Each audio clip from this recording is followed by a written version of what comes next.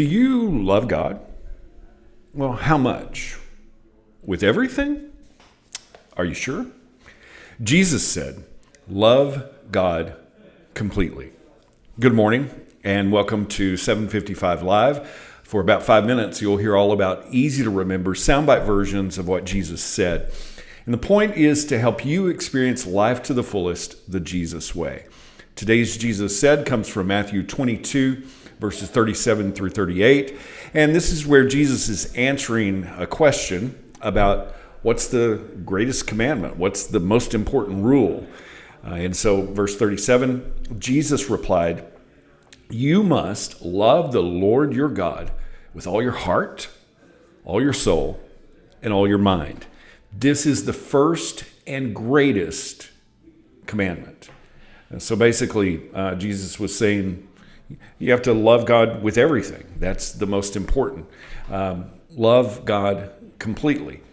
And, it's easy to say that we love God. It's easy to say that you love people. But more than words, our actions show what we really love. In 1 John 5, it says, "Everyone who believes that Jesus is the Christ has become a child of God.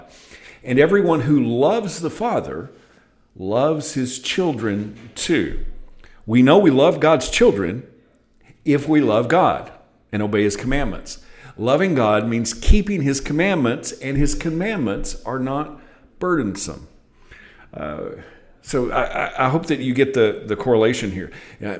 If you love God, then you're going to love his children too. And then we know that we love people, God's children, if we love God and obey his commandments. So John is telling us here that loving God means keeping his commandments. So it's not a burden to obey. It's a blessing. It's a relationship, not just a responsibility.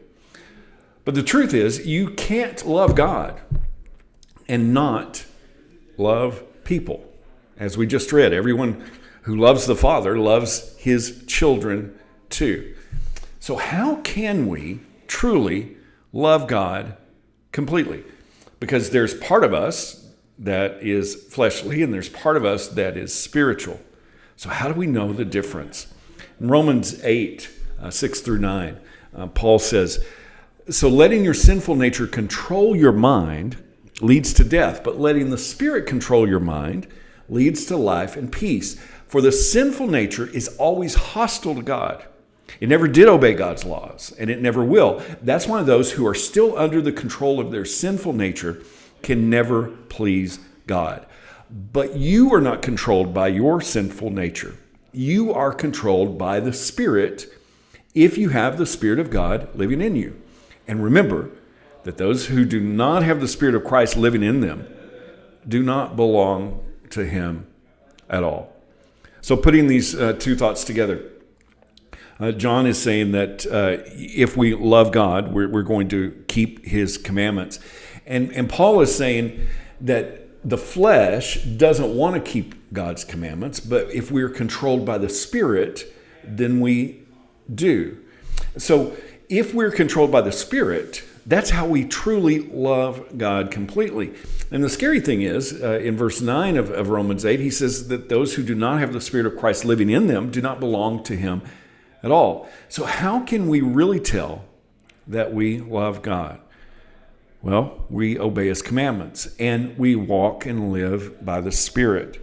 And so from Galatians 5, beginning in verse 22, it tells us what the fruit of the Spirit looks like: love, joy, peace, patience, kindness, goodness, faithfulness, gentleness, and self-control.